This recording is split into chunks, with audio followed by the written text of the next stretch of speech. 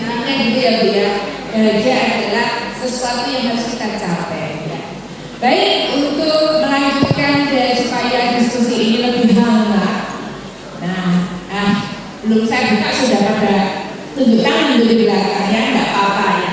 Ya, silakan monggo ibu-ibu yang akan bertanya. Ini sudah ada 1, 2, 3, 4, 5, 6, 7, 8, 9, 10 Mbak Uni ya Mbak. Ya, yang ini Mbak Uni aja 3.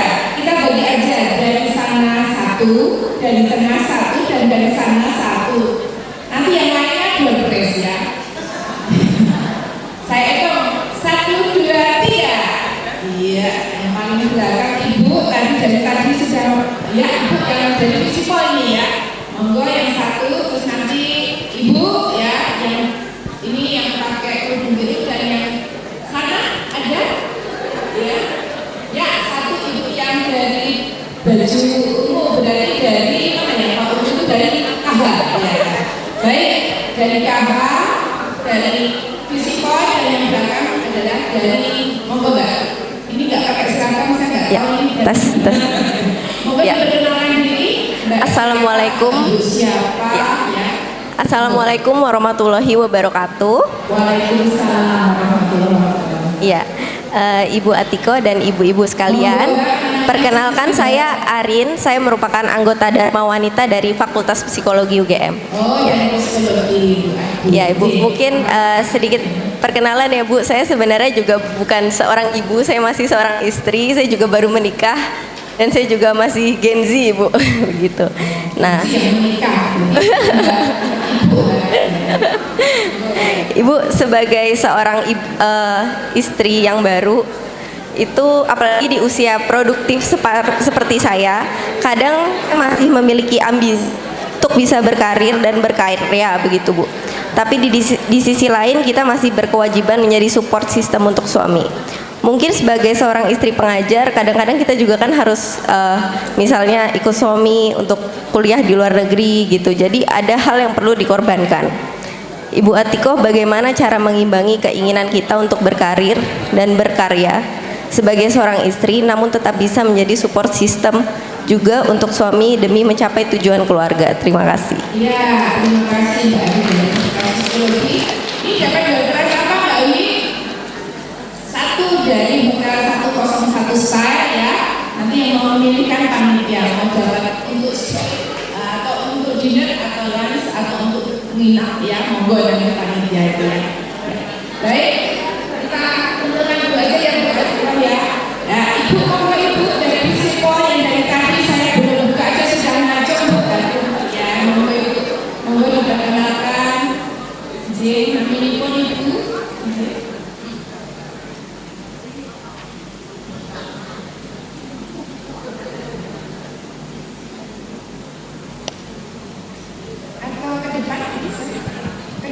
Terima kasih sudah. Saya Bu Partini dari Isipol, tadi sudah disebutkan. Terima kasih sekali kesempatan ini. Dan terima kasih pada Bu Atiko yang sudah memberikan materi yang begitu indah sampai kita tercengang. Seorang ibu yang luar biasa. Saya tertarik pada uraian ibu yang sejak awal. Ada 8 fungsi dari keluarga, dari masyarakat. Bahwa struktur masyarakat itu fondasi utamanya adalah keluarga. Ibu sebutkan dari 1 sampai 8, saya tertarik 1 sampai 3 Ibu. 1 sampai 3 itu adalah fungsi agama, fungsi kasih sayang, dan fungsi perlindungan. Sebenarnya kalau saya cermati 8 fungsi itu satu sama lain saling terkait, tidak bisa dipisahkan. Namun 1 sampai 3 itu yang menarik saya. Karena apa? Karena di era sekarang ini kita semua tahu bahwa agama telah mengalami sekularisme yang luar biasa. Yang kedua, fungsi kasih sayang dengan komunikasi itu menjadi positif, terutama komunikasi yang interpersonal. Namun demikian, karena kedua orang tua itu sekarang sibuk, maka seringkali komunikasi ini terabaikan. Ibu pulang dari kantor sudah capek. Oke, ya. Oke, pertanyaannya adalah bahwa dari ketiga fungsi ini karena kesibukan dari kedua orang tua yang bekerja, apalagi generasi Z seperti sekarang ini rata-rata sudah tidak mau punya anak, bahkan punya anak cuma satu. Bagaimana Ibu, saya sebagai seorang nenek bisa membantu memberitahukan kepada cucu-cucu kita yang remaja seperti yang Ibu sebutkan tadi, SMP, SMA, itu bandelnya setengah mati. Bagaimana agar mereka itu bisa manut? Tidak diam Bu, manut itu tidak harus diam, tetapi bisa mendengarkan petuah orang tua ataupun neneknya sehingga menjadi remaja dan anak yang baik. J, ya. Untuk membuat cucu kita, anak kita supaya mendengarkan nasib dari Pak Tuhan. Itu ya Bu? Ya. Nona, saya sambung satu kalimat. Rumahku adalah surgaku. Dan saya manut sama Bu Atikoh kalau ini. Tetapi anak sekarang karena kedua orang tuanya tidak ada di rumah, pulang sekolah nggak mau sekolah, berarti surganya hilang. Nyon sewu, mohon petunjuknya. Terima kasih. Maaf ya. Tadi supaya jadi support dan yang kedua adalah independentnya supaya anak itu gugu kalau orang Jawa ya, Ya, terima kasih. Ini Mbak Arin ya. Yang selamat ya Mbak ya, memasuki hidup baru. Tentu banyak sekali yang perlu diadaptasikan, karena awalnya kita berdua itu benar-benar tidak tahu. Orang tua beda, backgroundnya beda, culture-nya beda. Tentu diperlukan pemahaman, toleransi, tenggang rasa, dan saling terbuka. Ketika Mbak itu sudah nikah, yang pertama tentu kita harus merdeka dulu untuk menentukan diri. Apakah saya mau menjadi istri yang bekerja atau tidak bekerja? Kemudian kita diskusikan dengan suami, karena dalam keluarga itu kan teamwork. Harus ada konsensus. Setiap keputusan itu tidak hanya bisa dilakukan oleh satu pihak. Kalau mau langsung berkarir, konsekuensinya apa? Kalau tidak berkarir, konsekuensinya apa? Masing-masing itu nanti kita akhirnya akan ada titik temu. Kalau misalnya, kalau saran saya sih, kalau misalnya suami mendapatkan kesempatan rezeki kuliah di luar negeri, ya kalau saya ya ikut. Saya ikut memulai karir, kan tidak harus fresh graduate. Dan di sana kita bisa bertumbuh. Kita bisa ikut juga melanjutin kuliah, kursus, atau apapun. Pengalaman hidup di negeri orang itu adalah akan memperkaya sekali wawasan kita, budaya kita. Dan akhirnya akan lebih membuat kita itu mencintai tanah air. Karena seindah apapun, sekaya apapun negeri orang, tetap kita kangen sambel, kangen tempe goreng, kangen budaya kita itu, ya Mbak ya. Dan di sana kita juga bisa memulai karir loh, menjadi freelance lah, atau apapun. Sekarang kan kalau Gen Z saya tanya itu mereka pekerjaannya kebanyakan kepinginnya malah yang pekerjaan yang tidak terlalu terikat ketika awal-awal berkarir, walaupun nanti akhirnya akan menjadi pendidik, akan menjadi settle, tetapi ketika awal-awal mereka ingin mencari wawasan dulu, termasuk Mbak kan bisa, apalagi psikolog. bisa membuka layanan secara online. Kita tetap bisa di rumah, support system sebagai suami tetap berjalan, tetapi kita juga bisa memberdayakan diri untuk bertumbuh. Itu ya Mbak Arin, semoga bisa memuaskan. Dan psikologi itu ya Terus kepada Bu Kartini, Mbak. Ya, Bu Kartini. Jadi dia sudah oke. Ya. Kalau dimanapun suami Anda pergi, Sebaiknya, ya. Dan itu kesempatan emas loh buat kita juga. Kita untuk bisa menambah wawasan dari Bu Kartini ya. Sebetulnya saya yang harus berguru sama Ibu, Bu.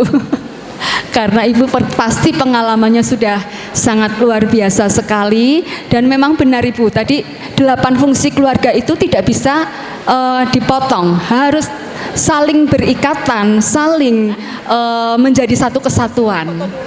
Dan yang paling penting, Nanti saya kasih tahu. 3 itu juga saya sangat setuju. Makanya disebutkan awal, agama yang pertama, kemudian kasih sayang yang kedua, kemudian yang ketiga itu perlindungan.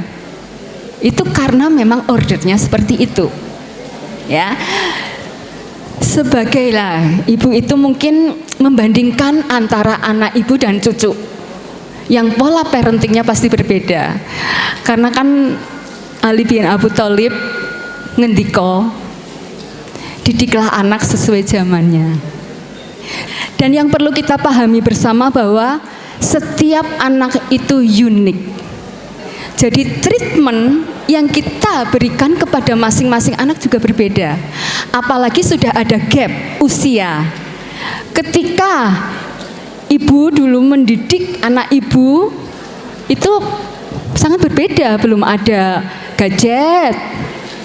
Mereka cenderung nurut, tidak berani membantah kepada orang tua. Tetapi kalau pola sekarang tidak bisa seperti itu Ibu Nyun Sewu. Jadi yang bisa adalah dilakukan secara timbal balik komunikasinya, tidak searah. Diskusi. Kalau disebutkan reasonnya, alasannya, fundamentalnya apa sih kalian harus A, B, C, mereka logikanya akan masuk. Tetapi kalau hanya dibilangkan kamu harus A, kamu harus B, kamu harus C, anak sekarang semakin seperti itu kan akan semakin ngeyel Bu. Benar. Jadi pola komunikasinya kita yang akhirnya harus menurunkan standar kita dengan bahasa anak-anak sekarang. Diajak, suasananya juga dicari ketika sedang santai, bukan ketika anak lagi baru pulang sekolah, kondisi lapar, atau ketika anak ngantuk. Tetapi kita lihat moodnya anak. Oh ini anaknya lagi bisa diajak ngobrol. Pertama diajak ngobrolnya yang santai-santai dulu Bu. Mutar baru. Seperti yang tadi saya sampaikan ketika paparan itu, ada resistensi dari anak remaja kalau pola komunikasi yang kita berikan seolah-olah nanti jadi kayak kuliah. Itu ya Bu ya, jadi menggunakan bahasa mereka, nanti mereka akan mendengarkan kalau reason yang kita berikan itu menurut mereka masuk logika, masuk akal. Oh iya, misalnya nanti kamu kalau sudah dewasa punya anak, kalau anak SMA sekarang pasti nggak mau Bu, nggak mau. Saya ngobrol sama keponakan, itu mikirnya nanti, pasti seperti itu. Tetapi ketika anaknya itu sudah mulai mungkin mencari pekerjaan, sudah mau lulus, sudah mulai paham realita kehidupan, mereka akan lebih mudah untuk diajak diskusi terkait itu. Gitu ya Bu, mungkin kurang ini, kurang sudah pas ya. Ini sebenarnya masih banyak yang bertanya, tapi saya sudah dikomando sama ini juragan saya yang di sana di tengah, itu bukan ini ya, sudah melambaikan tangan. Nyun Sewu yang di sini nggak boleh ya Mbak Wi ya. Satu kali lagi, oh ya, boleh yang sebelah kanan supaya ada satu kali lagi Bu. Monggo, tadi ya. monggo ibu yang ya monggo yang pakai bajumu dari kedokteran hewan monggo ya kan. Selamat pagi Ibu-Ibu terkasih. Assalamualaikum warahmatullahi wabarakatuh. Om Swastiastu, Namo Buddhaya, Salam Damai Kebajikan. Perkenalkan, nama saya Agnes dari Fakultas Kedokteran Hewan. Ini tadi sebetulnya tuh yang ngacung tuh teman saya, jadi diacungkan. Saya kira dia yang mau tanya ya, dia ngacung. Ternyata nanti tanya kamu ya gitu. Jadi saya akhirnya berpikir mau tanya apa. Untung tadi yang dua udah dijawab duluan. Jadi saya cari ide mau tanya apa gitu. Oke, tapi sudah ketemu sih mau tanya apa. Jadi buat Iko terima kasih sekali untuk paparan materinya tuh luar biasa ya. Dan tadi banyak yang memang sesuai dengan kenyataan yang kita hadapi di lapangan, kita hadapi juga di kehidupan sehari-hari. Nah, tapi kan tadi itu yang banyak disampaikan adalah mengenai bagaimana mendidik anak kita sendiri ya. Nah, yang saya ingin tanyakan kalau anaknya orang lain gimana? Dalam arti begini, saya cerita sedikit nggak apa-apa ya, jangan bosen ya. Tahu-tahu nanti saya selesai cerita udah pada tidur semua kan, capek. Jadi saya kebetulan punya anak udah remaja SMA. Jadi saya bekerja Ibu dan kadang juga harus meninggalkan rumah mungkin keluar kota atau kemana beberapa hari gitu ya. Tapi saya bersyukur karena anak-anak itu dekat dengan kita gitu. Dan yang besar itu laki-laki SMA. Nah ini yang jadi masalah tuh ini. Jadi anak yang laki-laki ini kan temennya banyak ya, banyak sekali. Nah termasuk cewek-cewek gitu kan. Nah terus saya tuh kaget ya, cewek-cewek zaman now itu kok ternyata tuh jadi lebih proaktif Bu. Jadi lebih berinisiatif daripada yang cowok-cowok gitu. Jadi kadang itu kayak enggak tengah malam sih, tapi mungkin malam gitu ya, anak saya tuh masih ada telepon atau di video call gitu kan. Ya, nah dari siapa Kak gitu kan. Terus ya ini saya ceritakan. Terus ternyata dari temennya cewek. Nah, terus jadi kadang-kadang ini mereka namanya anak-anak ya, anak-anak remaja ya, mungkin ada maunya kan, seperti itu tanda kutip. Nah, yang ingin saya tanyakan adalah kadang itu anak yang laki ini nanya, "Mah, gimana ya caranya ini nolak? Aku tuh udah seneng sebetulnya," gitu kan. Ya udah dikasih tahu aja toh Kak. Lah udah, terus bilang apa? Ya aku bilang, "Kita temenan aja ya, kita temenan, kita dianggap teman." Terus dijawab apa? Jawabnya gini, "Nah, kamu tuh soalnya belum kenal aku sih, jadi bilangnya gitu." Jadi ngejahat terus kayak gitu. Dan itu ada beberapa anak. Nah, anak saya itu takut menyakiti perasaan si anak-anak perempuan ini. Jadi harus bagaimana buat Iko menurut Iko? Itu aja sih, terima kasih. Kritiknya menolak yang gak dicintai, tapi ini khusus yang punya putra laki-laki Mbak ya. Kalau zaman dulu kan biasanya perempuan itu diam, nganggur, diungkap kan dengan menikah ya Bu. Sekarang kok malah kebalik. Ya, terima kasih Bu Agnes ya dari Kedokteran Hewan. Karena sekarang itu komunikasi terbuka lebar. Ada telepon, ada WA, bisa lewat sosmed dan sebagainya. Tentu ini membuka kesempatan bagi semua orang untuk melakukan komunikasi secara langsung. Ini sebetulnya ada semacam kayak ini ya, buah si malakama. Dengan orang yang tidak terlalu dekat malah bisa berkomunikasi dengan leluasa, dengan orang yang dekat malah jadi terbatas. Karena begitu kita lagi nggak mau ngomong, ada telepon, ada WA dan sebagainya. Terkait dengan tadi, ini adalah persoalan percintaan remaja. Kalau saya adalah tipikal orang yang harus tegas. Ketika kita memang tidak suka, tidak usah memberikan harapan, namanya PHP. Jadi yang bersangkutan juga tidak, ya harus tegas. Saya tidak ada rasa atau apa. Walaupun kadang kalau yang mendekati cewek itu, kadang memang cowok itu kasihan, ya enggak? Cara nolaknya beda kalau yang deketin itu cewek, yang deketin itu cowok. Cewek karena kalau zaman kita ya, cewek itu kan ya menerima atau menolak, bukan mengejar. Kalau sekarang kedua belah pihak itu memiliki kesempatan. Tetapi menurut saya sebaiknya putih-putih, hitam-hitam, tidak ada abu-abu. Karena dengan seperti itu nanti juga tidak akan menjadi bumerang. Lah kok kayaknya memberi harapan ketika di WA selalu balesnya juga panjang. Tapi sebetulnya ada, kalau komunikasi verbal itu ada body language, komunikasi lewat handphone, komunikasi lewat dunia maya itu sebetulnya juga ada semacam body language. Ketika balesnya itu oke, lama, atau ini anak muda loh, anak muda yang biasanya tuh panjang-panjang, kemudian kayak tidak di telepon itu juga kayaknya kurang respon, itu sebetulnya sudah sinyal itu ya Bu ya. Soalnya sebaiknya hitam putih itu. Makasih. Tapi ibunya nggak usah ikut-ikut. Ibunya bagian menasehati saja.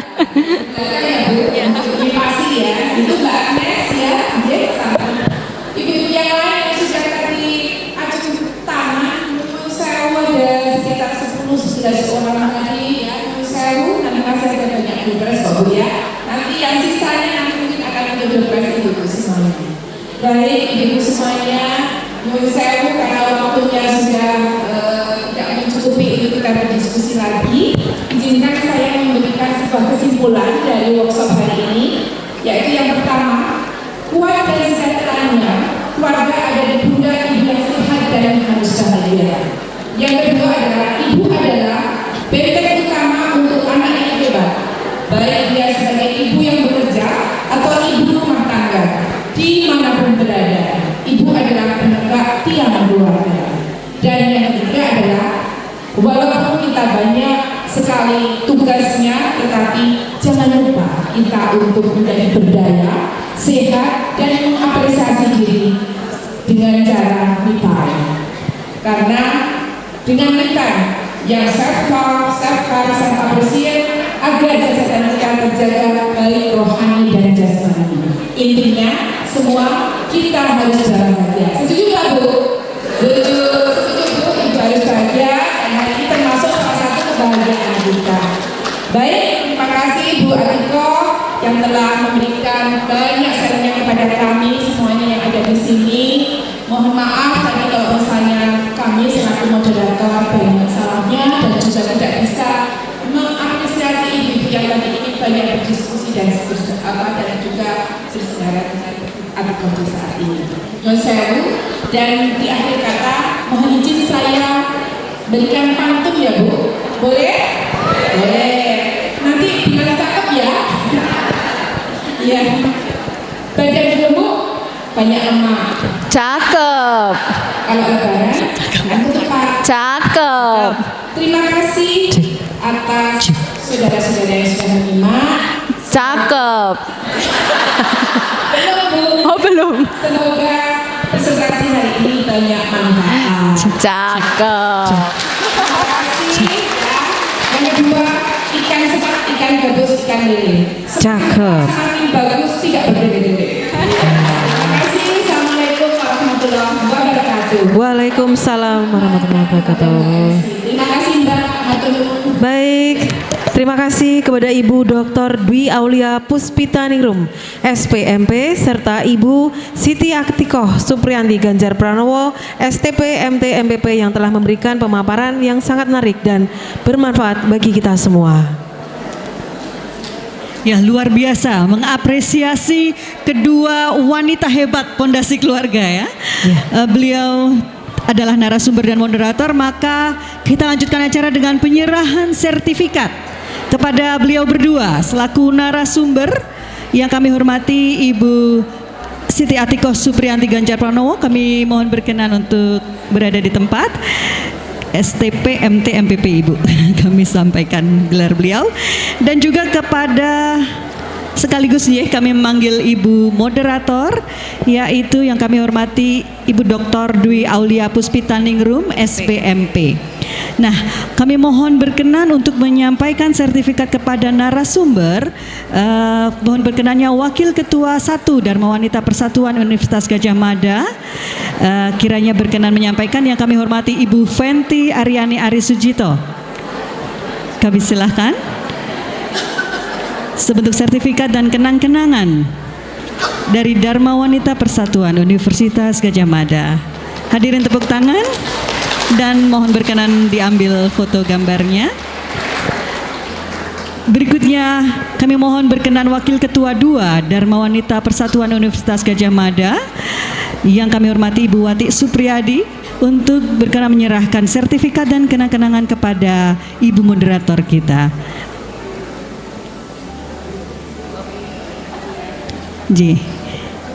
Kiranya berkenan menerima Ibu Dr. Dwi Aulia Puspitaningrum SPMP, Ketua Dharma Wanita Persatuan Unsur Pelaksana Fakultas Teknologi Pertanian. Berfoto bersama dulu Ibu Nun Sewu. Kami mohon berkenan untuk berfoto bersama.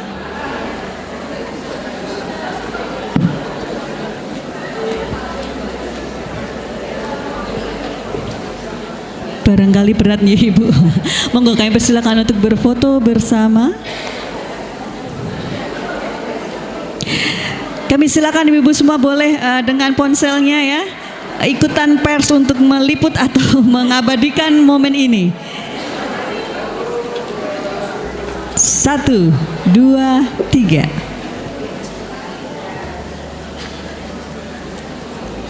Baik, terima kasih. Sekali lagi aplaus, tepuk tangan yang paling meriah untuk para wanita hebat. Ibu harus bahagia pokoknya. Iya, betul. Ibu harus bahagia. Nah,